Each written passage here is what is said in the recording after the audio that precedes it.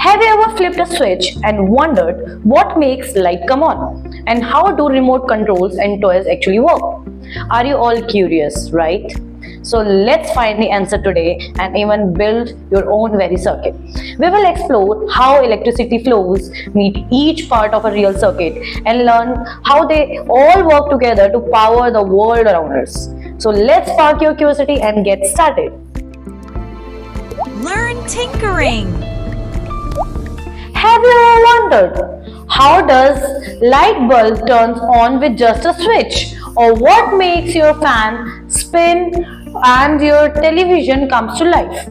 Well, answer is something super powerful. That is electricity. Electricity is a kind of energy that moves through wires just like a water flows through a pipe.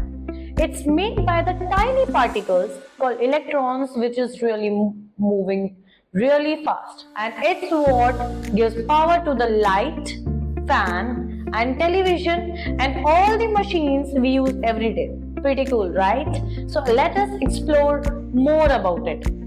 So now let's talk about the battery. Battery is like a mini energy tank. It stores power that has two ends, positive side and negative side. When we connect a battery to a circuit, the electricity starts to flow from the negative side through the wire into the machine or your bulb, then it returns to the positive side like a complete loop. This flow is what powers your lights, motors and buzzer, just like a water flowing through a pipe. Now that a battery is ready to send power, how does electricity know where to go? That's where wires comes in. Wires are like a roads for the electricity that helps it to travel from the battery to the light, fan, television or any electronic components. Inside they are made up of metal like copper, because metal lets electricity flow easily. But outside it is covered with a plastic to keep it safe and stop the electricity from escaping. Wires connect all the parts in the circuit so everything can work together. Now let's look at the most exciting part in the circuit, the LED. LED stands for light emitting diode. As name says, a diode which emits light. It's a tiny light that glows when electricity flows through it. But here something really cool. An LED only works when electricity flows the right way. It has two sides, positive side and negative side. Positive side is anode and negative side is cathode. Think of it like a one-way street. If electricity tries to go the wrong way, the LED won't light up at all. So now our LED is glowing. Awesome, right? But wait, what if there is too much electricity going to the small part like an LED? That could break our LED. Yes, that's why we need a resistor. A resistor slows down the flow so electricity moves safely through the circuit. It protects tiny part like the LED from getting too much current. Without it, the LED could burn out or even stop working forever. Each resistor has a colorful strips. These strips are a code that tell us how strong our resistor is. So even though it's small, the resistor is like a shield for our current to protect LED. Now let's put everything together, whatever we have learned. For electricity to work, we need to connect all parts together in a loop just like a circle. The electricity starts at the battery, flows through the wires, passes through the resistor and reaches the LED. Then it keeps going and return back to the battery and completing the loop. If any part of this loop is missing or broken, the LED won't light up. That's why each part is important. Battery gives power to the circuit. The wire carries electricity. The resistor controls the current, the LED glows to show it's working, and switch opens or closes the path. When it all works together, the circuit comes to its life. Now that we know how everything works, it's time for the most exciting part. Let's build our own circuit. Get your battery, wires, resistor and LED ready, and let's bring our circuit to life step by step. So follow me. Now let's quickly make a circuit. For that we need some components like a battery connector. This is the positive one, other side is the negative one, the black side. Next we need resistor to reduce the voltage. Next an LED. Then we need some wires. Now first take an LED. As you know, the longest one is the positive one and the shortest one is the negative. So let's connect a wire with the longest side first, that is the positive.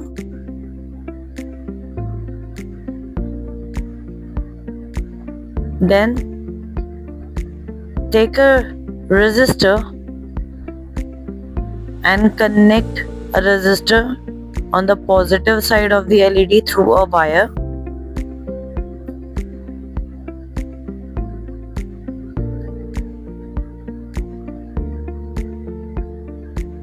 Then take another wire and connect a wire on the negative side of the LED, or you can say the shortest leg of the LED. Once they are done, now connect the battery connector, the positive side, the red one, with the resistor, and the other side, the black one, with the negative of the LED.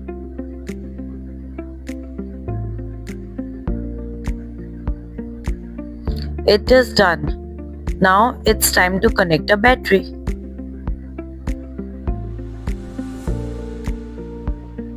You can see the LED is glowing.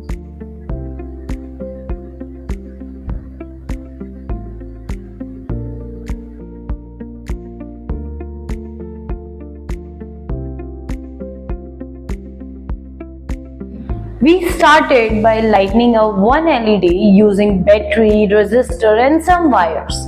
Now question arises, can we connect more than one LED? What happens when we connect 2 or 3 LEDs together? Can we make them light up together in a row or maybe in a cool pattern? By changing how we connect the LEDs, like in a series or parallel, we can control how they light up and share power. This is exactly how real electronic systems work, combining basic parts to do something more interesting. So let's explore, build and get creative. To connect all components together, we need a breadboard. It is a plastic board with tiny holes, lets you build and test circuit without a soldering. You can plug in the components like LEDs, resistors, jumper wires, sensors and even Arduino board and connect them using jumper wires. So how does it work? A breadboard has rows and columns of holes with a metal strip underneath. The horizontal row on the top and the bottoms are usually power. They called power rails. They are marked with plus and minus for positive and ground connection. The vertical column in the center are where you place your components. Each column of 5 holes is electrically connected together. So anything plugged in those 5 holes are connected together. The middle gap is called ditch, separates the left and the right halves, perfect for placing microchips or your microcontroller, like we talked about Arduino Uno, Arduino Nano and Raspberry Pi. Poles. So how it is different from the other wires? Jumper wires are made for prototyping and breadboard circuit, but the normal wires are used for electrical wiring or the permanent setup. Now that we are adding more LEDs, we need to think how we connect them. There are two main ways. First is series and another is parallel. In series circuit, all LEDs are connected together one after another. But in parallel, each LED has its own path to power. In series, the same current flows through each one, but in parallel, the same voltage. In series, if one LED fails or get disconnected, the whole line will turn off. But in parallel, if one turns off, the other keeps glowing. So today we will try both and see how LEDs behave differently in each set. If you connected 3 LEDs in series, the power from the battery travels through LED 1, then LED 2 and then LED 3 in a line. Now the first thing is the voltage get divided across the LEDs. So if you are using 9-volt battery and there are 3 LEDs, each one only get a part of that. If the voltage isn't high enough, the LED might glow dim or not light up at all, because each LED is not getting the sufficient amount of voltage. Second, if one LED burns out or get disconnected, the whole circuit will break like a chain. If any link in a chain get disconnected, the chain will break. Similarly, the whole circuit breaks. None of the LED will light up, just like a Christmas lights that stop working when one bulb goes bad. But series circuit are simple to build and great for learning. So in short, series is all about sharing the same current, working as a single path. So in series circuit, you connect the positive leg, which is the anode or the longer leg of the LED, to the negative, means cathode, or the shorter leg of the next LED. So let's say if you are connecting 3 LEDs, then the first LED will be connected to the positive terminal of a battery. Then the first LED's shorter leg will be connected to the second LED's longer leg. That means the positive of the LED 2. Now the negative of the LED 2 will be connected to the positive of the LED 3. And the last LED, which is LED 3, the negative side of the LED 3 will be connected to the negative side of the battery.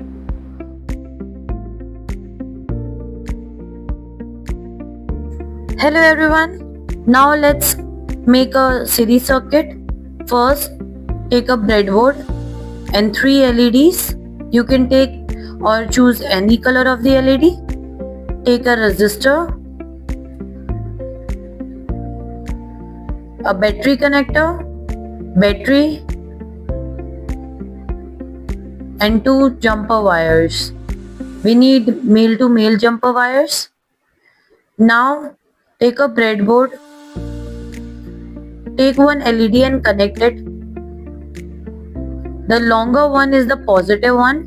We'll connect it on our left hand side, that means on J5, and the shorter leg will go on J8 of the breadboard, column J, row number 8.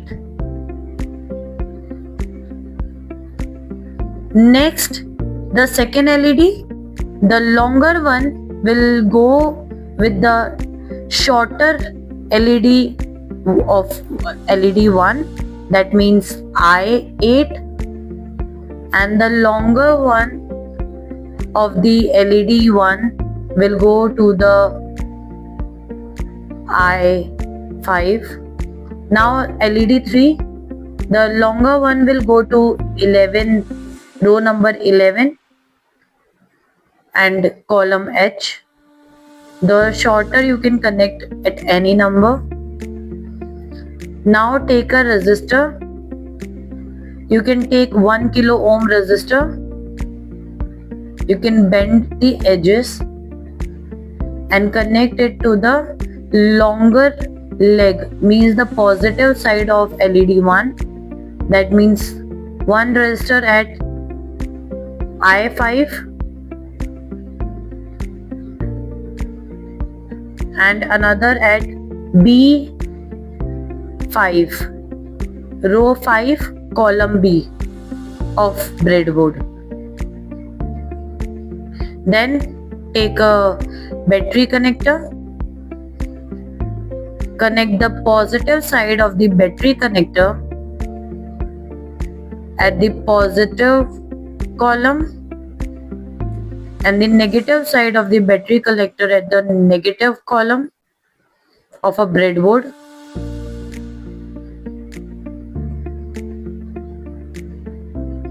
Now take two male to male jumper wire, connect it with the another side of the resistor, or you can connect it at A5 and another side of the jumper wire will go to the positive. Now take black jumper wire, one side of it go to the shorter leg of LED 3, that means the negative of LED 3, and another side will go to the negative of breadboard. Now your circuit is done. Take a battery and connect the battery with the battery connector, and as you can see, the LED is glowing.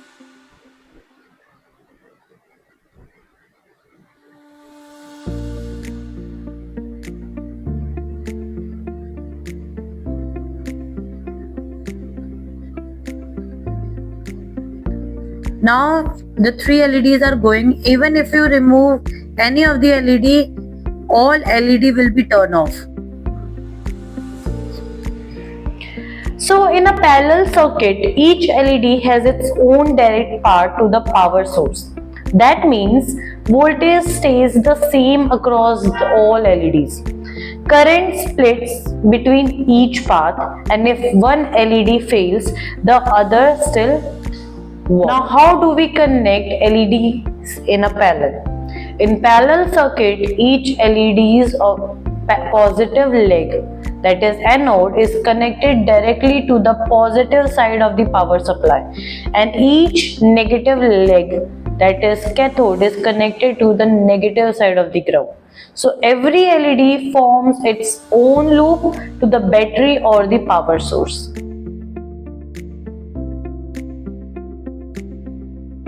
Now let's make a parallel circuit. First you need a breadboard and an LED. Now connect the first LED, second LED. Make sure the positive side of the LED will be on left hand side, and third LED. You can connect it anywhere. The numbers are not important. Now the first resistor will connect to the positive of the first LED, and the another side of the resistor will go to the positive side of the breadboard. Similarly, we'll connect all the resistor with the positive side of the LEDs.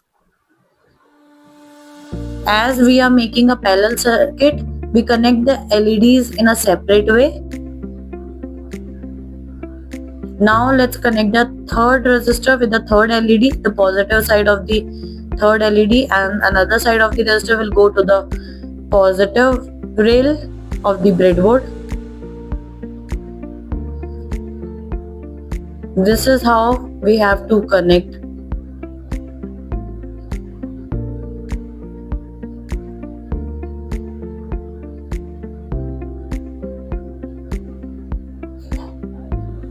Now let's bring some jumper wires. Connect.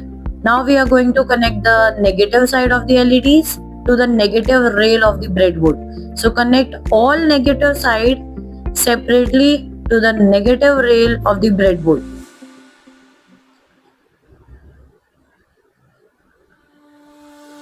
the one side of the jumper wire will go to the negative side of the LED in the same row, and another side will go to the negative ray. Here we are connecting in the same row with the negative side of the LED, and another side of the jumper wire will go to the negative ray. The final thing is, let's connect the battery connector. The red wire will go to the positive and the black one will go to the negative. And finally, let's connect a battery.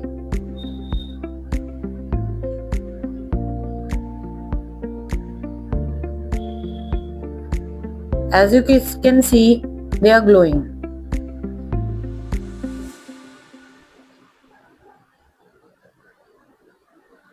Even if you remove any of the LED, the remaining LED will always glow. Try to remove it. Let's remove the LED 3. You can see LED 2 and 1 are glowing. Compared to series, the LEDs in parallel glow equally bright. The circuit is more reliable and better for long-lasting setups. You can add or remove LEDs without affecting the others. Now, where we use these parallel LEDs, we use them in a modern decorative lights like LED strips, which you can paste it anywhere. Okay. Room lighting or flashlights, car headlights or brake lights, wearable technical or smartwatch, or classroom projects, or the mini traffic lights. Here all we use parallel light.